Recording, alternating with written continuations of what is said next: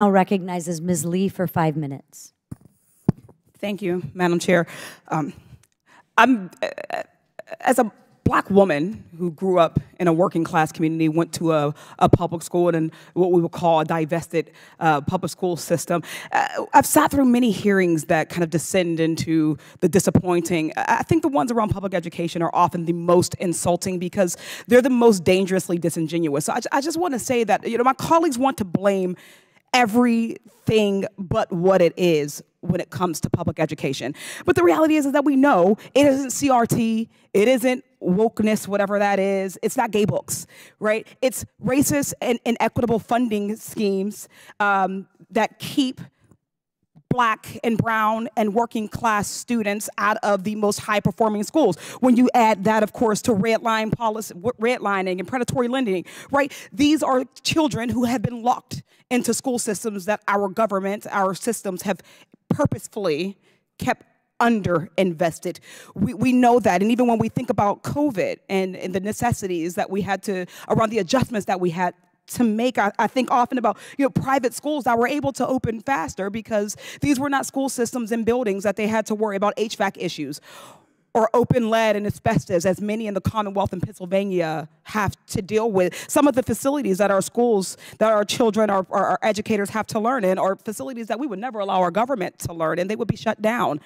But we still somehow can't fully fund public education. So I just wanted to point that out, that we recognize what we're dealing with before we bring in arguments around whether children of certain races are performing differently than others. But the reality is that my Republican colleagues don't want the parents in their district to know that they've denied their children resources. They don't want folks to know that they're diverting your hard-earned tax dollars away from our schools and into the pockets of their donors. They're so desperate for distractions as they defund our classrooms and deprive our teachers that they're banning books and censoring teachers and bullying LGBTQ plus kids, and they're erasing Black histories in an attempt to turn us against our schools. If Republicans don't like what you have to say, they'll do everything in their power to prevent you from saying it. If they don't like what you're reading, they'll do everything in their power to keep you from reading it.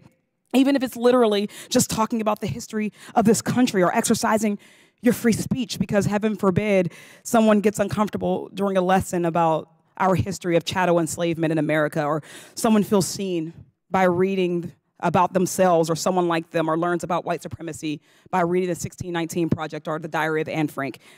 I do ask for unanimous consent to enter this article from the NPR entitled "The Education Culture War is Waging, but for most parents, it's background noise," into the record.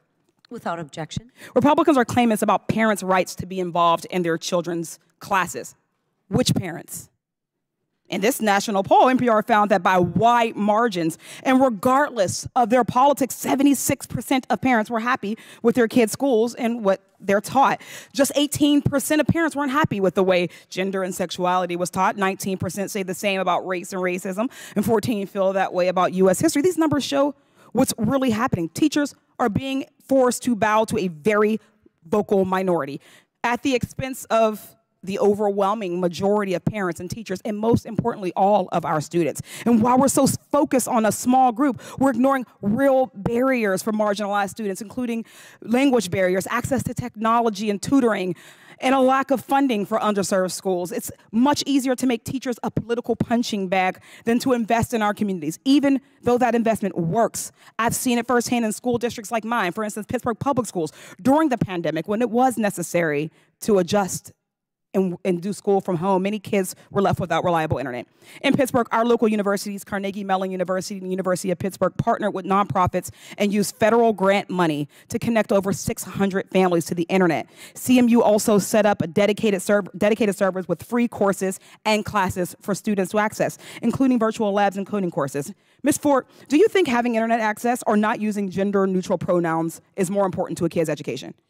I think not having access to technology is more important. Thank you. This learning gap is really more about a practice gap. Our young people need more tools to get excited about learning. In Pittsburgh, CMU has started programs to use phone apps and augmented reality to better engage young students. They also expanded tutoring for low-income families backed by AI to make the tutoring more effective, all funded through federal grants. Ms. Ford, what do you think is better for students? Creating new technology for them to learn with, or removing books from their classrooms and libraries unless they've been approved by every single parent? certainly creating new technology to learn. Thank you. Without investing in our marginalized community, we're never going to see improvement. We've got this huge gap in STEM when it comes to Black and brown people and women. This hearing could have focused on how to get young people excited about science and math and how to better reach underserved schools, but instead we're stuck listening to the same broken record. Cutting funding, banning books, and censoring curriculum is not the answer. With that, I yield back. Thank you. And I think you just made a very great argument for school of choice.